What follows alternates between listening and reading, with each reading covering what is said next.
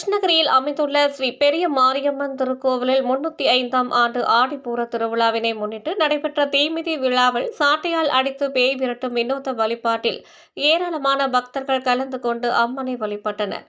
கிருஷ்ணகிரி ராயக்கோட்டை மேம்பாலம் அருகில் அமைந்துள்ள ஸ்ரீ பெரிய மாரியம்மன் திருக்கோவிலின் 305ஆம் ஆண்டு ஆடிப்பூர திருவிழா துவங்கி நடைபெற்று வருகிறது.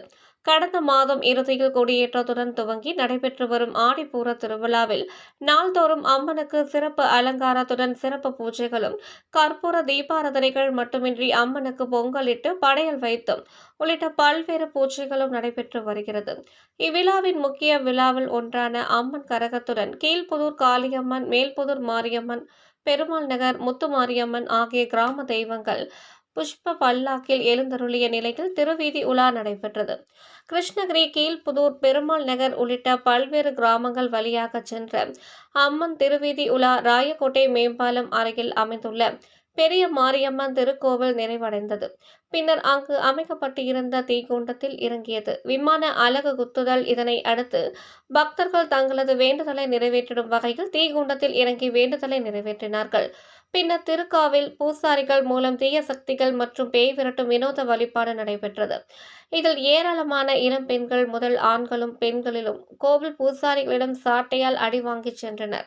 சாட்டையால் அடி வாங்கினால் தங்களது உடலில் ஏதேனும் தீய சக்திகள் இருந்தால் ஓடிவிடும் என்ற நம்பிக்கையில் சாட்டையால் அடி வாங்கி சென்றனர்.